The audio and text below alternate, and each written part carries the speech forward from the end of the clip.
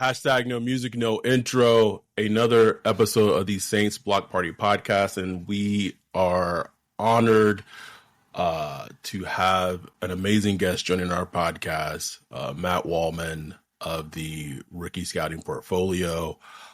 This feels like a kind of a full circle moment. Ryan and I have been listening to Matt when he was doing podcasts with Sig, and it just kind of comes from that, like, on Twitter, just building a brand type of thing. And so, we recently had Matt Harmon on a couple of months ago, and we all kind of interacted over the years on Twitter, X, whatever you want to call it. And so to have Matt Waldman on, his excellent work in the Rookie Scouting Portfolio is just amazing. So to have you on, it's really an honor, man. We really appreciate you jumping on and talking football and talking Saints with us this evening. I appreciate it. I appreciate you guys having me on. I've been following you guys for a while, and I've been looking forward to this opportunity. And no better time than just after the rookie drafts and get a chance to take a little bit of a break. And I'm getting geared up for the season, and putting out rankings for FootballGuys.com. So I'm working on my rankings right now, and I just finished a rankings and projections that I do for my RSP subscribers. So this is a perfect time to be able to do that, because things aren't really bustling just yet, but all the groundwork's been laid thus far. So for us to look at the news now at this point, and I feel like that it'll be a fun time to talk ball. And I think the Saints are, for the past couple of years, have been one of the more intriguing teams in the league to just to cover. Yeah. Because it's from a change standpoint. It may not be from a wins-losses standpoint, and there's a change in the guard, but it's like, your quarterback situation's been interesting to see, maybe disappointing for fans on one level. But, I was last year coming into this year, I was thinking, if Rashid Shaheed really takes that next step and they can provide protection to Derek Carr and give him that protection, maybe this could be his career year with the kind of weaponry that they have. And then out the gate, Trevor Penning just couldn't hold it, and it killed Carr, because Carr needs that time more than most quarterbacks to be good on the level that you could see the potential for him, but it's never really fully been realized. And so you see things like that. You see the depth of talent that they have at certain positions. There's still guys that you kind of want to believe in, at least as a guy who evaluates talent, like Foster Moreau to me. I look at him and go, there's more in this bag than that's out here. But then, he had the illness, and you look at Kendre Miller, and then there's even another quarterback that I really like that, in this group that might fit really well in this offense that you guys have with Clint Kubiak, because that West Coast game doesn't necessarily emphasize that you have to have a massive arm, but you have to be pretty smart and process the field and be kind of a gamer from the pocket. And that guy's looking pretty good in OTAs. Yeah. It's funny you say, because this is something we've talked about on this podcast, and I have some sources in the building or outside the building or whatever, but going into OTAs and going into training camp, and halfway through training camp last off season, there were some in the Saints building who thought that Jake Haener was the best quarterback on the team, better than Derek Carr, better than Jameis Winston. I don't know what happened. I don't know if it was his preseason play. I don't know what happened or he did get the suspension for the substances or what have you. I don't know what happened that got them to maybe think differently or got the perception of him inside the building to change a little bit. But to me, if that was the perception of some of the people in the building going into halfway through training camp last season, this, like you said, this offense is tailor-made for him. It is tailor-made for him to, I don't know, I'm not going to say he's going to come out and put pressure on Derek Carr, but he's going to have opportunities, which is exciting to see. Yeah, I mean, I think that I agree. It's not. I think probably what happened is that there's probably one key individual in the building, probably the head coach, who's like, yeah, ain't no way I'm starting a rookie quarterback over a guy we paid, along with the GM. And the GMs are like, we paid money for this, and we're not gonna ruin that idea here. And also, rookies look great in practice, and then really part of it too is they need some seasoning to really understand how defenses are going to play them, the complexity of coverages that they're going to see, the speed of the game, all that stuff. And defenses gather a book on quarterbacks. I talk about that a lot, is that, their rookie year, Jake Haener could come in, like Derek Carr could get hurt. Jake Haener could come in and deliver like a 300-yard game. And everybody's going to lose their mind and say he's the quarterback of our future. We see it all the time, yeah. We saw it with Josh Dobbs last season. Yes, exactly. And then Will Levis first started. Will Levis, yeah. And before that in Tennessee, Marcus Mariota, who also threw for 5 touchdowns in his first game. Mm-hmm. And if we think about it for real, the last quarterback that the Tennessee Titans drafted who was any good was Steve McNair. If you really look at it, Vince Young had a good first season, but really didn't sustain it. And, Ryan Tannehill doesn't count, Jake Locker, baby, Jake Locker. I still believe, Ryan. Exactly. So, Steve McNair is the last one. So that's the thing, is that, teams gather a book on guys after 5 to 6 weeks. They start putting things in and saying, okay, we don't think you can stop these things, so let's start throwing this at you, and they gather more. So Haener, though, the fact that Haener sought out Gruden to learn that style of offense and really get the intricacies, the fact that Fresno State, my podcast partner Felix Sharp over at Campus to Canton, he's been talking about Jake Haener for a couple years before he even got drafted. Really loved him, and I remember watching him going, I get it. Like, just really, really smart in the pocket, tough. Yeah. A gamer, just gritty. You see it. Grit to him. You see it. When we drafted him, I knew nothing about him, nothing whatsoever. I said, okay, let me go and crack the tape open and see. And I'm just like, oh, okay, I see it. You see what the Saints saw. And the most interesting thing to me, is he talked about recently, Jake Haener, he talked about how, trying to learn the Saints playbook from last year, which under Pete Carmichael, which was the Sean Payton playbook, a playbook that's been built year after year over almost 20 years with Drew Brees in mind, designed for Drew Brees, very wordy, very complicated. And he talked about, it was hard. Like, it was very tough to learn that playbook. Trying to learn, when you ask a question, they show you what Drew Brees would do. Well, it's Drew Brees. Like, it might call for a 5-step drop. Drew Brees might do it in 7 steps, but he does it so quickly because that's the way he does it. Yeah. So it was so hard for him to learn these different things. So now, fast forward, the Saints are making a change on offense for the first time in almost 20 years. Bringing Clint Kubiak, insane. Bringing Clint Kubiak, bringing Rick Dennison, bring in John Benton, bring the O-line, completely changed the offense, and I'm just excited to see what's it going to look like. Because I've been looking at the same offense for so long, which was a good offense, but, it's kind of time for some change. Yeah, and when you think about that change, you see what he did a couple of years ago, or really 3 years ago, in Minnesota. And when Minnesota had the weapons and a decent enough offensive line that you had a 1,600-yard year from Justin Jefferson, and I think you had 3 receivers with at least 600 to 800 yards overall, including Jefferson. It was Thielen and KJ Osborne started to pop off that year, and they even got, Tyler Conklin to even get about 500 yards and a few touchdowns kicked in. And I believe that was Dalvin Cook also had like an 1,100 or 1,300 yard season as a runner. So that offense clicked on all cylinders, and you could see, it's shorter passing. You get play action, a lot of movement off that play action with the wide zone, something that they really like to run a lot.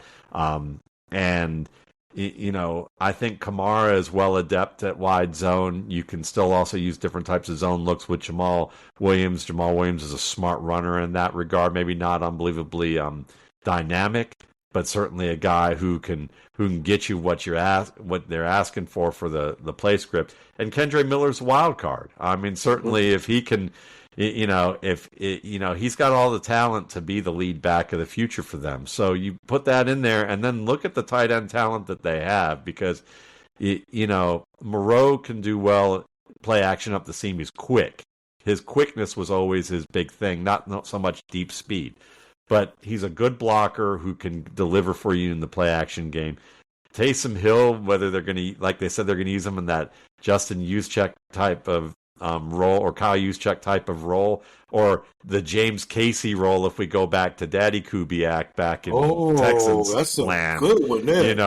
Or the kid from Wisconsin that used to be there, Graham. Oh yeah, Gary Graham. Owen Daniels too. Owen Daniels. They were the similar type of role, right? That's all coming back to me, man. The H-backs that who had good years. So you're going to have they're going to be able to employ two tight ends a lot. So whether they have a lot of flexibility. If A.T. Perry, the wide receiver that has some good route skills or potential as a route runner, if he can really put it all together, Rashid Shaheed can continue to play the way that he has and continue to grow. And Carr finds that connection with Olave the way he should, who's one of the better route runners in the game. They can go 3 wide if they want to, maybe 4 if they want to. But if they want to go too tight, they've got 2 tight ends, especially with Hill, or they can go 3 if they want to, and they can have that extra gap to help out their runners. And Kamara, I know that people have been down on him who just follow the box score. But considering this offseason that he had enough distractions that probably you can look at that and say maybe the end isn't near. It's just that maybe he had a distraction-filled offseason. And we'll see him get it back on track and have maybe another strong year or 2 before it's time. And if he doesn't, they're loaded enough, to be able to do well. And with an 8th gap, with an outside zone type of system, you can be a little more simplistic about asking your back to just like hit the given hole like the 49ers like to do with their wide zone, which, Denver's wide zone under the Kubiaks was like with Terrell Davis and all those backs back in the day where they were like, it was incumbent upon the back to pick the hole and create, or like Devonta Freeman used to do. Like, with Kyle Shanahan, he wanted Tevin Coleman, but Tevin Coleman, while he played outside zone in Indiana, he was like a don't think meat, just hit one hole hard, because they tried to do that with him early on and he got shut down, and they had to take him off the field and they start giving him gap plays like power, just like one crease and that's it. And they let Devonta do the thing because Devonta has that creativity. Well, in Kyle Shanahan's offense, he's figured out, and you can see by all the backs that he picked and the ones that he liked before McCaffrey, they were all fast guys that you just hit one hole, let the line do all the work for you. Exactly. And I think that if they have to with Kendre Miller, they feel like Kendre Miller still has some things to learn, they can probably get away with doing that with 2 or 3 tight ends and creating that extra gap and making it a little bit easier on him. Or with Jamal, where, because you got that 3rd gap that's blocked, that extra gap that's blocked, he may not be breaking 12, 13, 15, 40-yard runs, but he might. He's that Jordan Howard type of player who's going to give you 6 to 8 on a good run, but he'll keep giving that to you all day long as the line's performing reasonably well. It's funny you say that. That's been like a take of one of our supporters. His name's Dante. That he still believes that Jamal Williams can give something. There are times last season, bad offensive line play aside, bad offensive coaching aside, he just looked like he had no juice. Like it looked bad. Now, with the new system in place, is there a role for him on the team? it looks like there is. He was getting like a bulk of the running back snaps at OTAs when AK was not there. So it seems like there may be a vision of him still, in terms of what he can bring to the team, which I think is really important. Just wanted to get your overall thoughts. We're talking about kind of like these pieces. It's very exciting, but it all boils down to Derek Carr and the offensive line.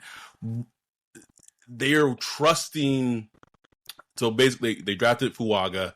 They're putting him at left tackle. That he's going to stay at left tackle, and then they gave Trevor Penning a clean slate. Said, you know what, your right tackle, whatever's happened in your career thus far, don't worry about it. We're giving you a clean slate at right tackle. What is just your thoughts of the Saints offensive line? It's new to everyone. Just your impressions of the prospects that that they drafted over the last few years. Yeah, well, I mean, my colleague Matt Batanti, who does a lot of offensive line work and was a former offensive lineman himself, heading into the season, he had a really high grade for the potential for the Saints unit heading into the season last year.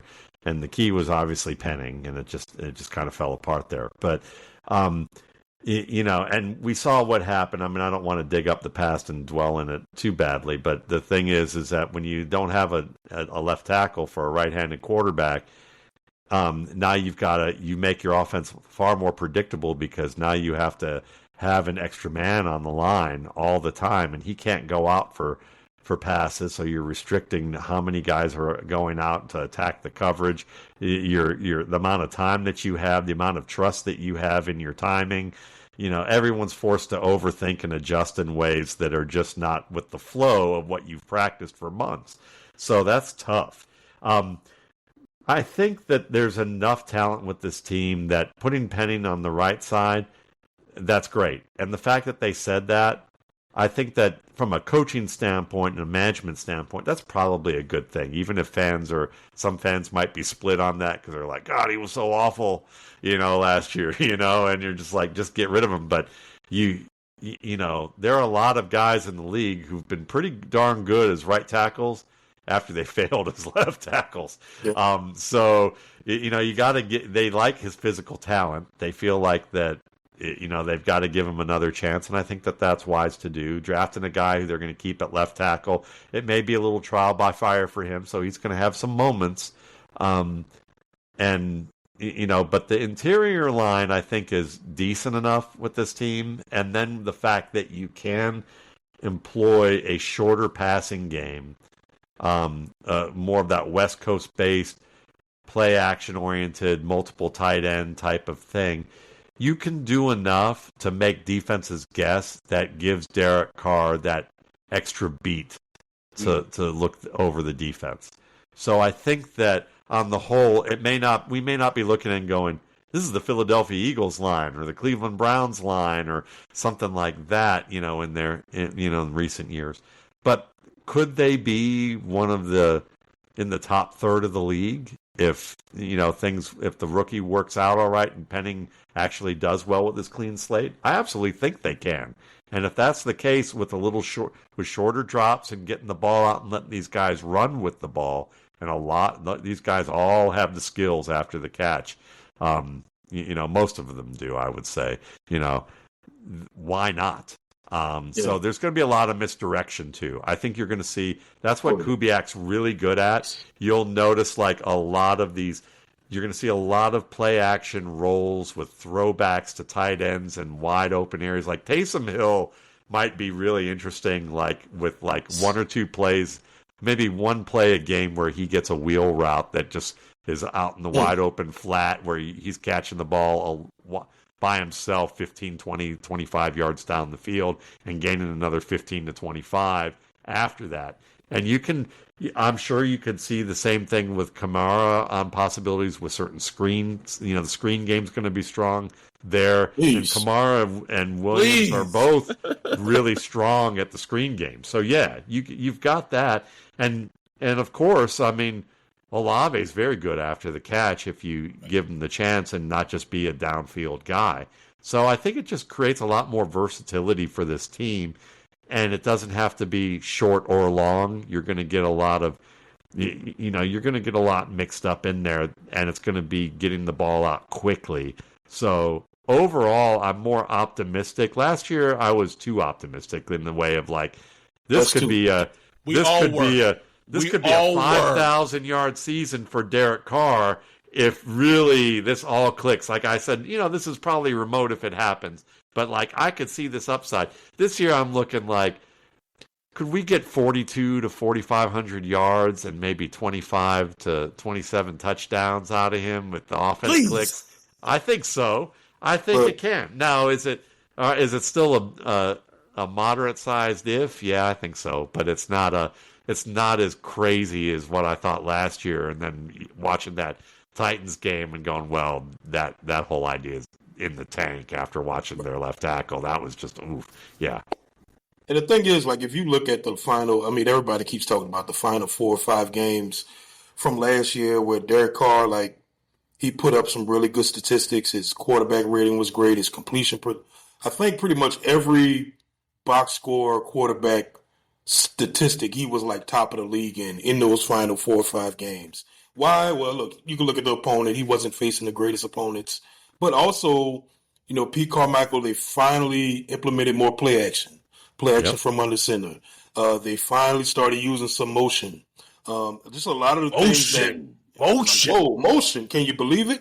And so a lot of the things that worked for Derek Carr, they started using, and it's like, and lo and behold, he was playing pretty decently. So I guess the hope is with this Clint Kubiak system is that, look, Dennis Allen said it. He wanted more play action. He wanted play action from under center.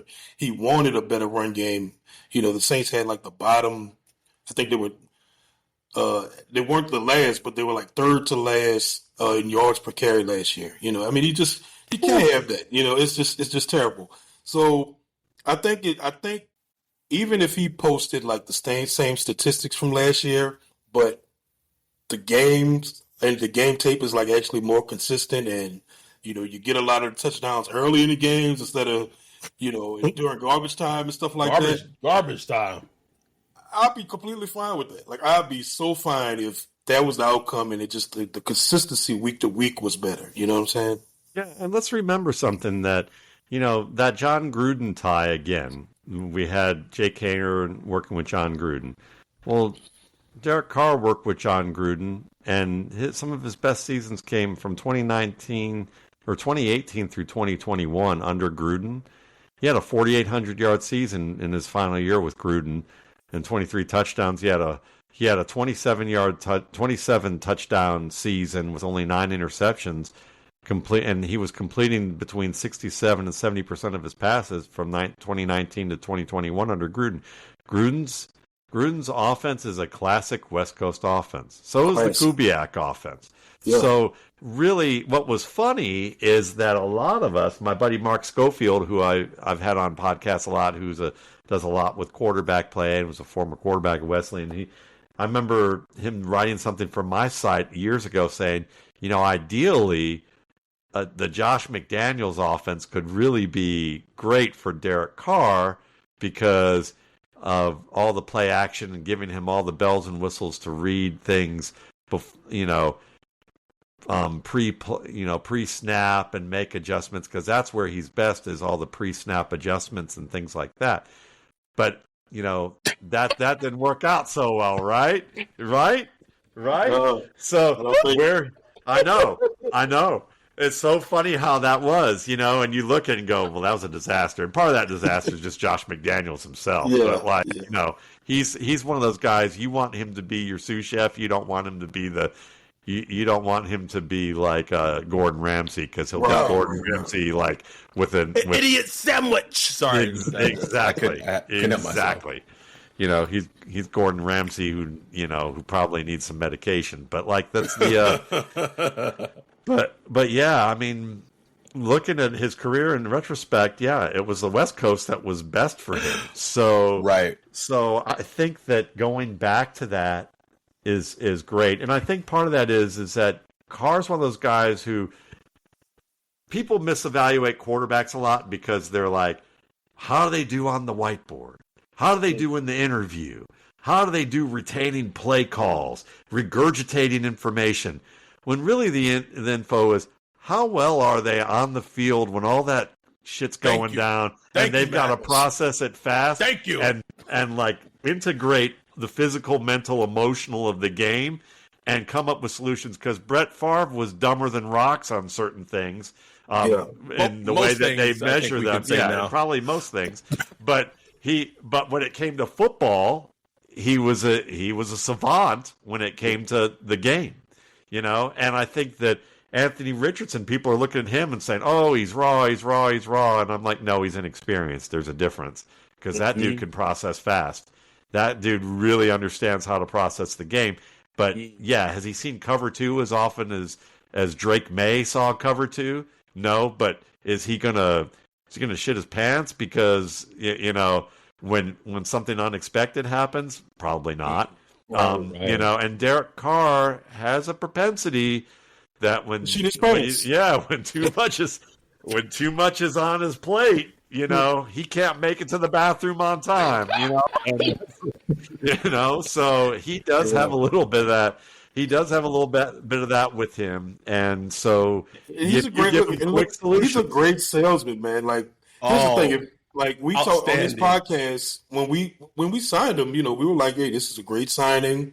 I felt just like a lot of people. Like, look, he got a raw deal with the Raiders. This is a new location for him. He's going to do good in the scheme. It's a scheme that's similar to what he came from with John Gruden. Then you was listening to him interview. He's like, man, this is a heady quarterback. He's going to have pre-snap motion and all that stuff. He's going to have all that down. And then the game started. It's just like, it's not really connected. It's like the musician who like practices great, and then when they get on the stage, like they suddenly freak out. Yep. Yeah, and that's totally Derek Carr isn't that bad all the time, but when the moments happen where like if he screws up or somebody screws up, he's not the one that's gonna create something and keep things afloat. He's the one that's gonna freak out when it happens. This is going to be a completely obscure reference, and I say obscure I love him. just because it was on my Jay put on Mean Girls recently, the original one. But like when they're doing the performance of Santa Baby, I don't know if anyone's seen Mean Girls. I don't know. Okay. No. But at some point in the performance, like the radio gets knocked over and there's no music, right? Yeah. And then Lindsay Lohan's character pretty much just goes a cappella. That is not Derek Carr. Like if if the radio goes out, bro, like the performance is done. Like it is done. Yeah. Like they're going off the stage. Yep. That's exactly it. And you know, way back in the day when I used to write for Football Outsiders and I would do some work there and I evaluated Derek Carr, I started doing something what I call the knockout factor for quarterbacks. And I got rid of it because I felt like it was too controversial and something that like didn't have enough nuance to what I was trying to evaluate. And I didn't want to just get attention. I wanted it to be good. So, but what I was hoping for with the knockout factor was that if you're not good enough in the pocket and you freak out under certain types of pressure or certain pressure-packed situations and you just go haywire and you don't and your processing just gets stuck in cement. That's kind of and I had different factors or different things that I would measure for that overall characterization I just made. I would say, I don't care if your grade was high enough to be a first round pick, you're not off my board. And there were two players that got the knockout factor in the 2 years that I did it. They were Jimmy Garoppolo and Derek Carr. You know, and they both had higher grades, but they both got that knockout factor. And I only did it for like 2 or 3 years, and then I got rid of it because I felt like there are better ways to describe what the issue is. Because, like, you know, Zach Wilson is a perfect example of a player who would have failed the knockout factor. He would have had a knockout factor. I would say Drake May is dangerously close to the knockout factor. Ooh, but like. This past season at North Carolina, Drake May, or including last season as well. Including last season. Interesting. That dude does not throw the ball away. I had to watch 6.5 games to see him throw a ball away. Woo. Now, and trust me, I watch enough tape that usually when I say guys don't throw the ball away enough, I'm usually talking about that there were 2 or 3 opportunities they should have thrown the ball away in a game, and they only threw the ball away once. To wait 6.5 games for a dude to throw a ball away, watching 2 years, that was eye opening. But like, he could be good, but that's the thing. Like, Derek Carr's been good, he just hasn't been great. And I think that he needs the talent around him to be really good. Like Kirk Cousins is that way. Kirk Cousins is. I've always joked that Kirk Cousins had thinks on 3rd and 16 that he has the arm of Elway and Brett Favre. He really does. Early in his career, he tried to like make those baldacious types of throws, and he would get smothered and he'd look awful. And then they figured out how to get talent around him, and he calmed down enough that he wasn't as much of a 3rd down prima donna. But you know, that's kind of the thing. He needs a lot of talent around him to thrive, and I think Carr's the same way. And the Saints have the potential for it. It's just, are they going to get click? We shall see. I was about to say, I remember reading your blog years ago. This was years ago, and there was a term you used to use. You talked about Drew Brees. I don't remember. Was it process oriented? Oh, was it Baker Chef or game creative and task oriented? Great task oriented. That's what it was. Yeah. I was trying to figure out where does Carr fit in that description. Yeah, I think he's task oriented. That's for sure. He's 100% task oriented. Without question. Yeah, he's not. Now, Tom Brady, I would argue, is task oriented, but he's like so high end task oriented that it kind of bleeds into looking creative because he's so precise and he has so many. He has all the details together that the adjustments he makes are really process oriented, but he just notices things faster. Whereas maybe a guy like Favre or Mahomes, they're both have enough process oriented baseline stuff to be a good NFL quarterback, but they're creative and they can create things in a manner where you go, or Anthony Richardson, where you can look at something and go, you're going to look at places where you're going to go, no, yes. Right. That's a creative guy usually, you know. So, yeah, Derek Carr is definitely process-oriented, I would say. He's in the mid-range of that for a starter, you know, and that level. One of our listeners, so we're live streaming this to YouTube right now, so if you're watching this along with the YouTube, please like and subscribe. But Dante says, Carr is not a quarterback that can put the team on his back and go get the win. All you ask is that he may not be the reason for the loss. I think that is so eloquently said. And he's tough, you know, and there's so much to like about him, like you guys said. And on top of that, he's tough. I mean, he took some punishment. He is. You know, like he got there were some hits that he got last season that were, now some of them were kind of a little on him because holding on to the ball, but he got like crushed on some plays last season, and he didn't miss a game. Yeah, if you would, he's admirable for that, without a doubt. It's just that one element that really makes you a franchise caliber elite quarterback that's missing. Right. Yeah. We spent a lot of time talking about the Saints offense. This is also very much a team where Dennis Allen's a defensive coordinator. This is the most important season of his head coaching career.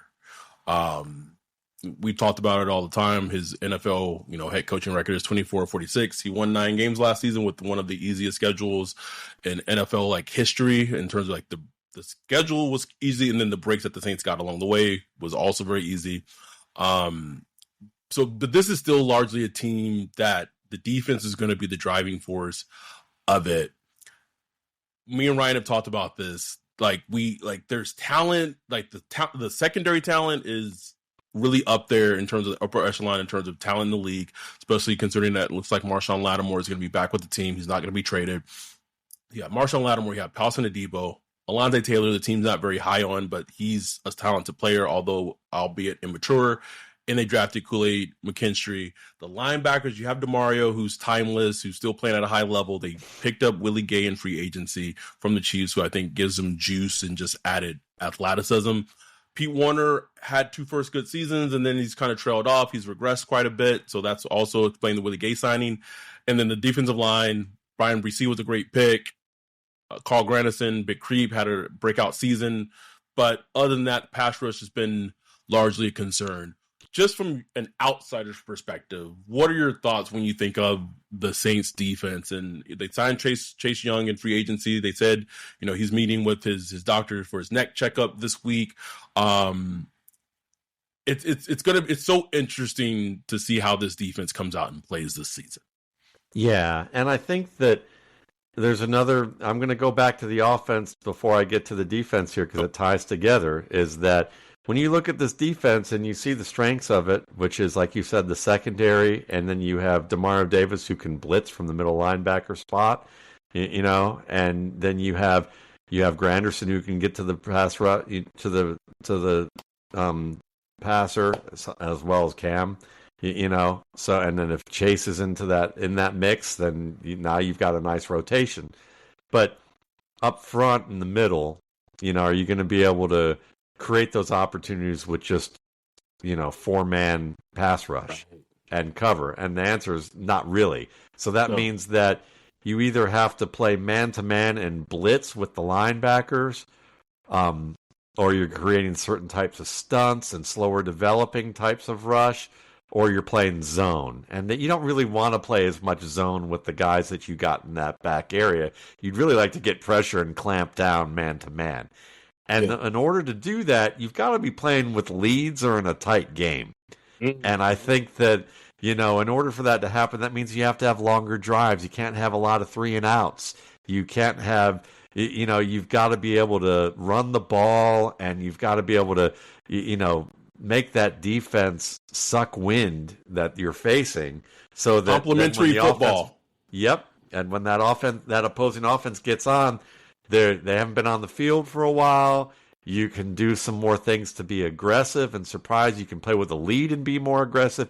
So if the Saints offense is doing what it's supposed to do, this defense is going to look pretty good because they're going to be able to play more man. They're going to be able to blitz. They're going to attack. And this is a defense you want attacking because a guy like Tyrann Mathieu, in the back end there to be able to roam around, and then you can maybe throw him into the mix and let him blitz a little bit. You can do some things with him and Davis that can be nice. Gay being as quick as he is, maybe you can do a little bit there. But I would say more than anything, that's what you want is that if you play with the lead, you blitz that extra man or 2 men and play that back end well, they're doing fine. And now the nice part is if you look at the division, well, the Carolina Panthers, they've made improvements along the offensive line, but still some big question marks there, especially at receiver and whether Bryce Young's going to be able to get it together with this crew, and especially if their owner is going to continue to write plays, calls on a napkin, and make switches like he's at a corporate league. Yeah, he's he does, and he ain't halfway. He ain't even halfway there. So he's we got a problem there. So. But you got that. You got Atlanta, and you got Cousins, and my buddy Brandon Angelo, who's a trainer for, that I do a show Going Deep with. He's a trainer for pro athletes. And one of the things that he brought up with Kirk Cousins that I think people are missing out on, because I think Michael Penix was a fantastic pick, and I know everyone thinks it was awful. Thank you. But yes, it was. It's so awful what people have been saying because it's like, number one, he's the second best quarterback in this class, if you ask me. This man's spitting right now, Ryan. Number two, they overplayed. I mean, this guy wore pressure. He wore pressure. He had more pressure than what Derek Carr saw last year for most of his career. That line was and bad he got at better. Washington. Yeah. Yes. And before that at Indiana, he was wearing it like a second layer of skin. And he made excellent throws or good decisions to get rid of the ball without turning it over. Usually when you have that much pressure that young, you get worse and worse and worse as your career goes on. He got better and better and better, And then on top of it, he's better at processing the field than people realize.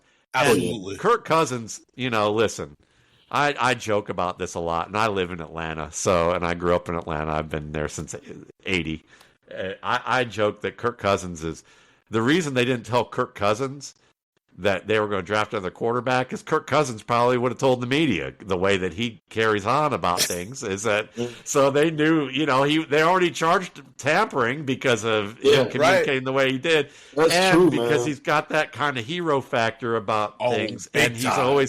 and he was brought in to be kind of the fly in the ointment for Robert Griffin because Mike Shanahan didn't want Robert Griffin. So he convinced them to draft Kirk Cousins. So Kirk Cousins has always had a little bit of that feel like he had the right to be what he is. Yeah, and I think that for him to say that I really was disappointed, I hope they picked someone who'd help this team right away. Well, back to Brandon Angelo, when you're 35, going to turn 36, and you've torn your Achilles, bro, and it's on your right foot, and you drive off that, or it's on the foot that you're going to be driving off of you to push throw, off of it, and it's difficult to deliver that kind of torque you need when you've had that Achilles tear. And he says that I should be ready for camp, but I can only run in a straight line right now. If I have to rush out of a pocket and break a pocket or flush, that may be tough right now. And so this is like that Tony Pollard, I'm healthy enough to play, but I certainly don't look like Tony Pollard last year when I came back from my injury. There's a chance, as Brandon said, that Kirk Cousins might not be very accurate to begin the season or throughout the season if that Achilles isn't totally there.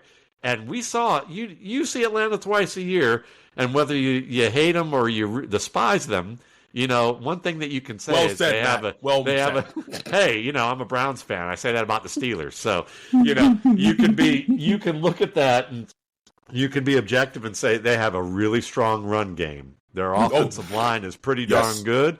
Yes. And they had the right coach in terms of scheme. They just had a quarterback who couldn't process the field, and they had to simplify things so that if he couldn't find the first two reads, the play was over. The play was over. And so everyone's blaming Alex Smith for Drake London and and Kyle Pitts not getting going. But if you can only run one route and you can't continue through an open window because you can't trust your quarterback to find you, and you're keeping things static the way they were, Arthur Smith basically fell on his playbook and sacrificed himself because he was stuck with Desmond Ridder, whether he wanted him or whether he got saddled with him. And so he's in Pittsburgh now. But the point being is that, Kirk Cousins right now, they have the offense. They have the offense, and they've got promising players on defense. But if they had a quarterback last year, they win that division. They win your division with a quarterback. So what's more important, having a second quarterback who can come in and play from the jump, or a defensive lineman for a team that probably needs 3 or 4 more defenders? So that's. And one of the more underrated things that came out, I think it was not Jesse Palmer, someone from the NFL Network, I'm blanking on his name, came out and reported that the Saints were trying to trade up ahead of Atlanta. It was Palmer. Yeah, right. Okay. Yeah. I was thinking of the guy from The Bachelor, but that came out, right? And then almost immediately there was a lot of pushback from local Saints media. We love John Hendricks. Underhill came back and pushed back on it, saying, nope, that wasn't a thing. The Saints were not trying to trade up for Michael Penix Jr. That is absolutely not the case. Like that was to preserve Derek Carr's ego of why the Saints were wanting that out there. The Saints were 100% trying to trade up into the top 10 and draft Michael Penix Jr. And we can look at sliding doors, but if that were to happen, the entire trajectory of the team looks drastically different. This team. Go ahead. Yeah, this team. I mean, it goes to show you that this is a division that has a lot of weaknesses on offense. Even Baker Mayfield, who had a strong year for Baker Mayfield, and probably will continue to build on that, I think. But you pressure him, and play tight man. That's his weakness. That's always been his weakness. And as a Browns fan, the Browns Network had me on, and they go, what do you think of Baker Mayfield? Is he Brett Favre, Russell Wilson, and Drew Brees rolled into one? And I said, no, he's Pro Bowl Jeff Garcia at best.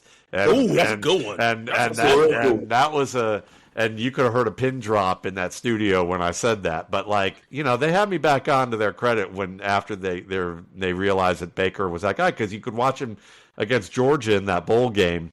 In the first half, Georgia played zone, and they rushed from the inside but let him get outside. And then he looked okay. And then Georgia was like, okay, let's play big boy football. We're going to get the edges high, and we're going to clamp down man-to-man. And Baker Mayfield was 1, 2, 3, 4 beats late on pretty much every throw, even the ones he completed.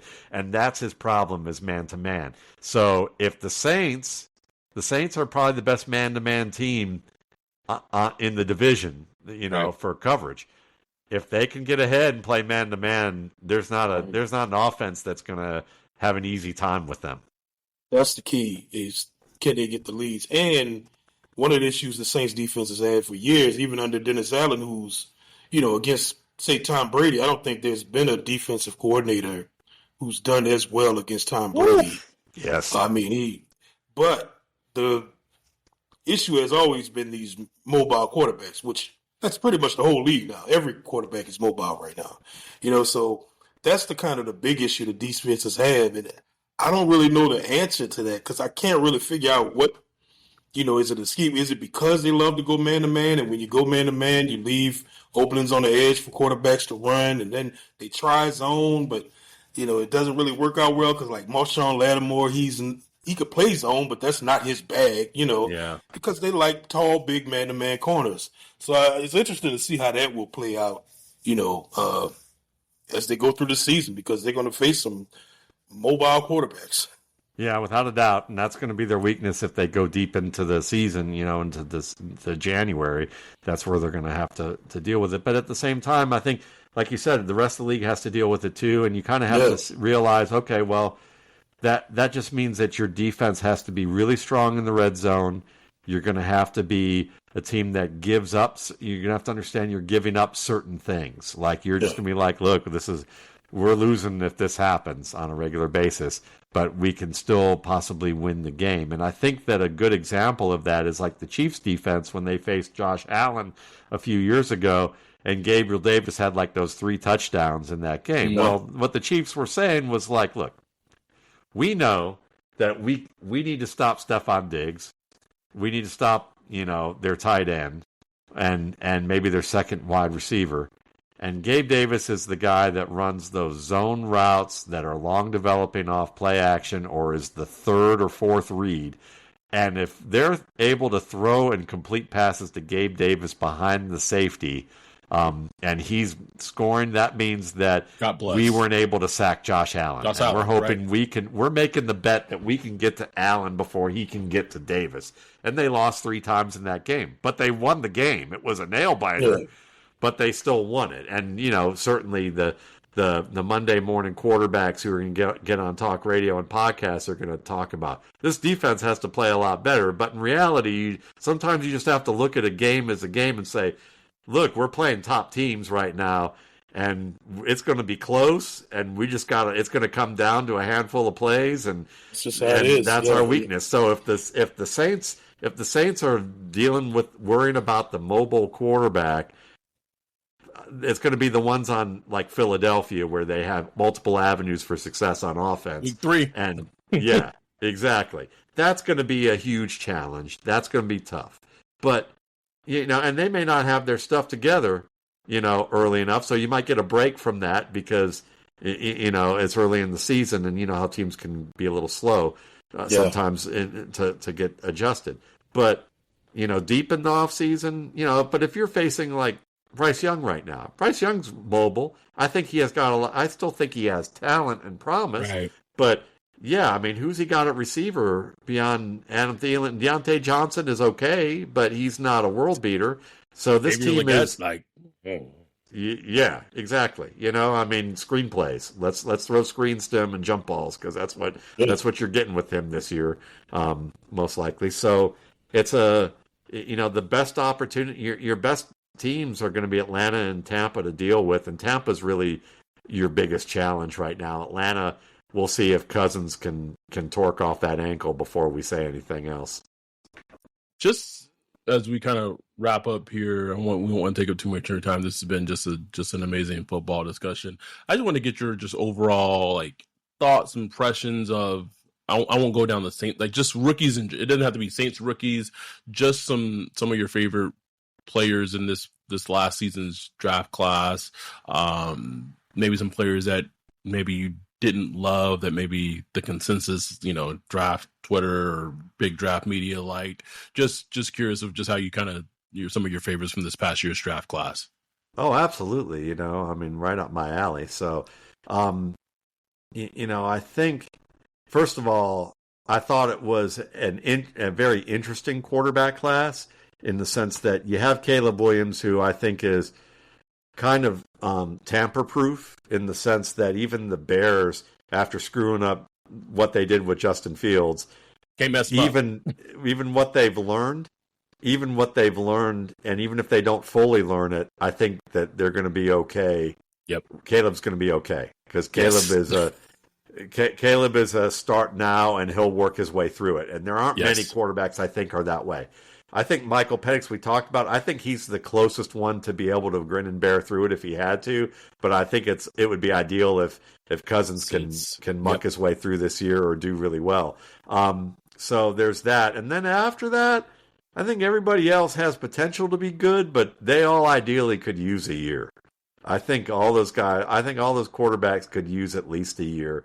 And I think most quarterbacks do because you don't get developed in the NFL. You got to develop yourself, and they need some intermittent playing time. I'm a big, Drew Brees is the one I always bring up. I always say that Drew Brees talked about who developed him, and he said it was Marty Schottenheimer. Marty Schottenheimer, he credits him for his developmental success because he said what happened is I got to the Chargers, I played early, but when I was struggling, Schottenheimer benched me. He'd come over to the bench and say, listen, you're still my guy. You're still the future of what we're doing on our football team. He'd actually talk to him, which is what some of these guys look at. Adam Gase, and he's in the middle of a coke dream, as Sam Darnold's talking about. He's seen ghosts, on Monday Night Football, and he's just staring off wide-eyed, like not even saying anything to him. Makes you wonder, as a young man, whether or not you're going to be in the league tomorrow. So he would say that to Brees and say, "We're going to bring the veteran in, whether it was Flutie or whoever it was, and if we get close in the fourth quarter." We're going to give you a chance to win it because we believe in you. You just need to clear your head. You need to see the field. Watch what this quarterback's doing. This is what you weren't doing. This is what you need to do. So you don't overcomplicate things and now start seeing ghosts and you need an exorcist at this point. So this is one of those things that most quarterbacks, if you look at the ones who've been MVP level players, they either sat for a year or two, or they sat and then they got maybe 2 or 3 years of playing time and cleanup duty, or while somebody got hurt. They weren't leaned on to be the guy here on out, maybe just here on out for 6 weeks or for 3 weeks or for the rest of the season. And then they went back to the bench. And they got time to process their mistakes and to work on things they need to work on and not worry about the game plan, because he's, as you mentioned, it's a Byzantine game plan for what Drew Brees had put together. It wasn't that simple. And also you get to level up with good talent. So, it's like music again. I was talking to a couple of musicians, this guy from Los Lobos, the band Los Lobos. I got to hang out with him this winter with a friend of mine who's a composer. And we were hanging out in Atlanta and talking, and they want to talk about football, and I want to talk about music. So we kind of we had the chess clock, and we're kind of joking around about this stuff because I'm an amateur musician. So we're going back and forth talking about that stuff. And they said it's the similarities between quarterbacking and playing music, especially improvisational music, are really there. And one of the things is that you get better as a musician when you play with great musicians, because you don't have to overthink about what everyone else is doing. You just got to focus on your job, and what you expect to be happening around you is happening around you. So now you're not having to adjust as much, and you can get better at what you're supposed to do. That's why Brock Purdy, I had a good grade on him, like as a guy who could potentially become a starter in a couple of years. But this is why he got good so fast, because he was always a good processor. He was always smart in the pocket, but he didn't have to think about whether he was going to deal with pressure here or not, or whether his receiver was going to be in the right spot. They were all there, and he had a good scheme. Meanwhile, Mac Jones, who I also had a good grade on, he ended up with a defensive coordinator as an offensive coordinator for a year in Matt Patricia after having a promising start.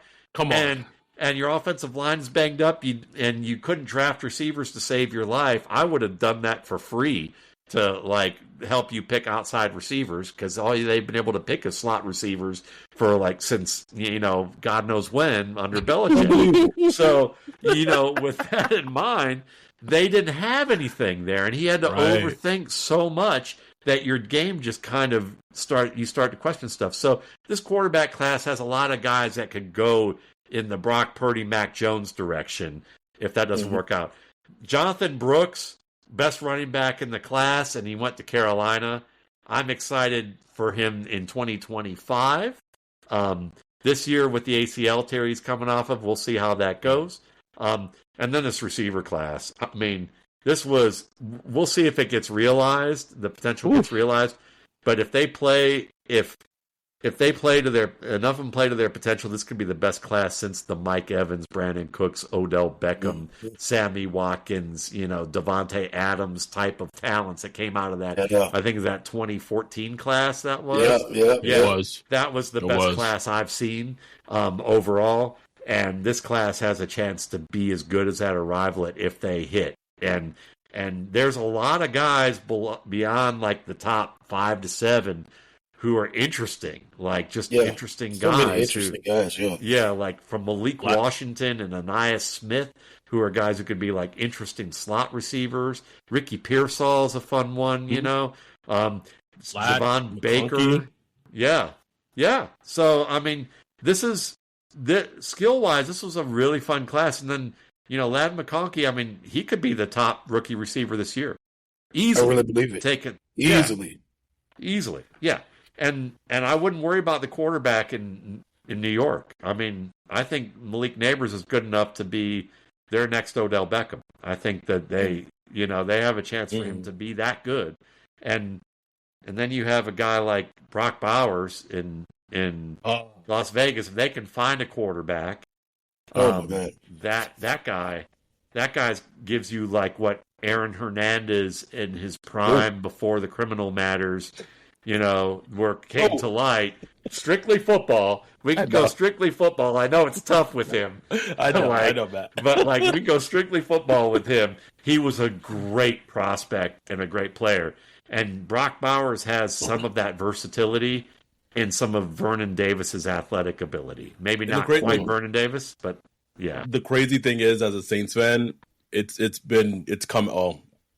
I'll say this. Had the Raiders not taken Brock Bowers and Brock Bowers was available when the Saints got on the clock, he would have been a Saint. Yeah. Rather than Fuaga. I believe it. I believe it. Hurts a little bit, but yeah. I digress. My last one, I don't know. I haven't checked out your portfolio this year yet. Sure. Did you watch Bub Means, or was he too low? No, I watched Bub, and Bub's intriguing because let's see, where did I have Bub at? Here on my board. What was my grade for him? I can find him here. There's a lot of receivers I looked at. So my grade for him was pretty good. Like I go on a 100-point scale, and I try and make it intuitive that way. So it's like he's at 70. He had a 77.7 grade, which means he has the chance to be a contributor within the next 2 to 3 years. And that means he could be, even start. Like I saw him as a guy that think about Ashton Doolin with the Colts and how he's played right. Yeah. He's a contributor with speed, who's got some decent size and go up and win the ball. Bub Means has a lot of that. I think he has the physicality that he could start if his timing routes get better. And I think that with this offense, they're not going to ask him to run a lot of long developing timing routes. So he's probably going to be that guy who's going to run drag routes and deep overs and screens. And that's something he could do really well. If you put him at flanker and scheme up some plays, he could be your Gabriel Davis type of guy. With, I would argue, slightly better hands, maybe much better hands. He's intriguing. And there's some guys I've heard since I've put out my work, I've listened to after the fact, who were kind of like, I think Doug Farrar and Greg Cosell were both talking about how they think he's a guy who might be better off with the Saints than he was in Pitt and Tennessee before that. He's very intriguing, and so the Saints kind of like, they may quietly have a pretty decent wide receiver room. I say quietly, but they have Chris Olave, they have Rashid Shaheed, and then they've added Bub Memes, they've added A.T. Perry last season, who I still think has a lot of when he got opportunities towards the end of last season, it was like, this is why they drafted him. And one of our listeners was like the biggest A.T. Perry fan at Wake Forest, and I don't know if Cedric Wilson means anything, because they signed him as free agency coming from Miami.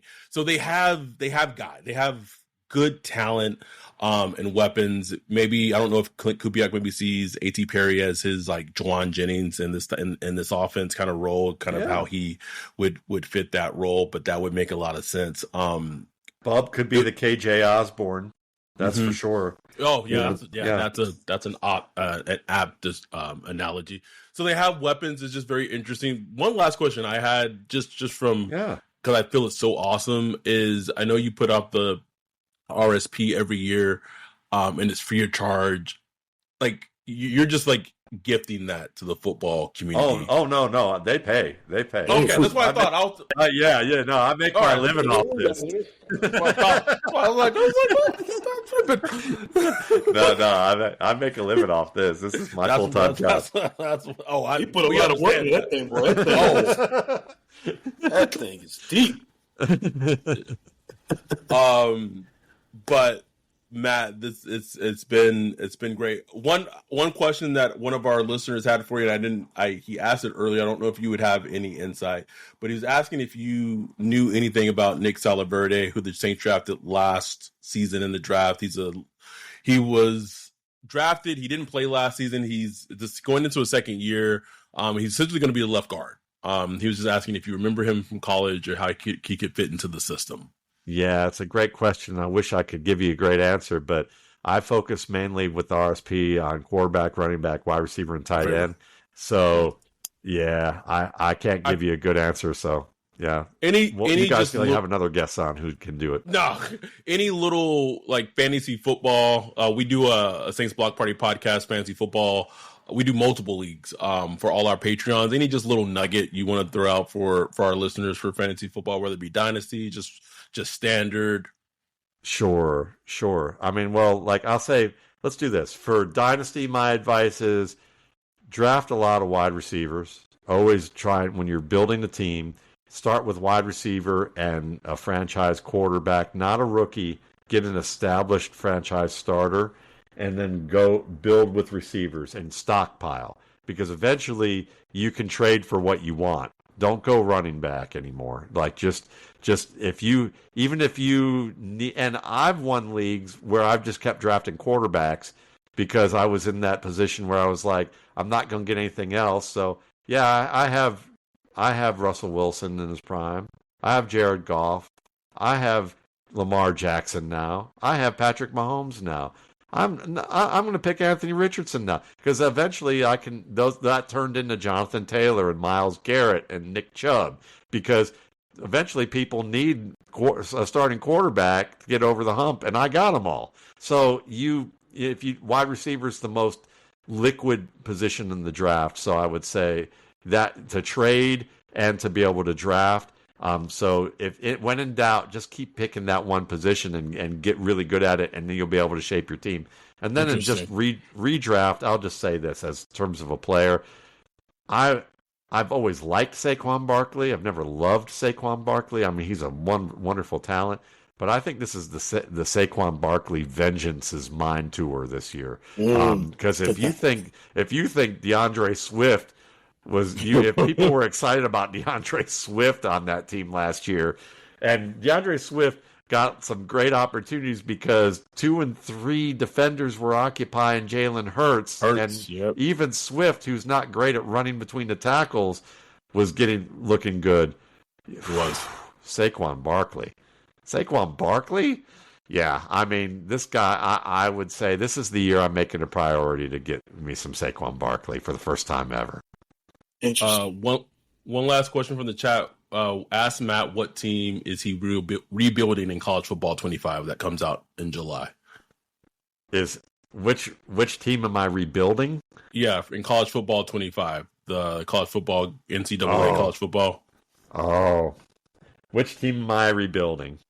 Well, I graduated from the University of Georgia. I covered their football team during the Hines Ward, Terrell Davis, Eric Zier era. But the first school that I went to was the University of Miami in the late 1980s with Jimmy Johnson.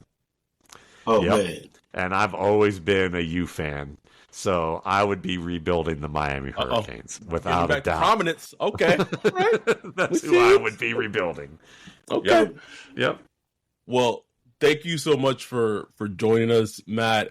If you don't know of Matt's work, please check out Matt Waldman, RSP, which is the Rookie Scouting Portfolio. His website, you can go to it. It's mattwaldmanrsp.com. You can follow Matt on Twitter /X at Matt Waldman on Twitter. It's been a pleasure. We loved having you on. We definitely have to make this more of a more occurrence, just like a one-off, but thank you so much for coming on, just chatting in with us. It's been a great conversation. Really appreciate it, man. Oh man, it was natural. It was a pleasure, and I look forward to doing it again. You guys just let me know. Hell yeah. Appreciate it, Matt. Thank you, Matt. And with that, thank you. We're out. Peace.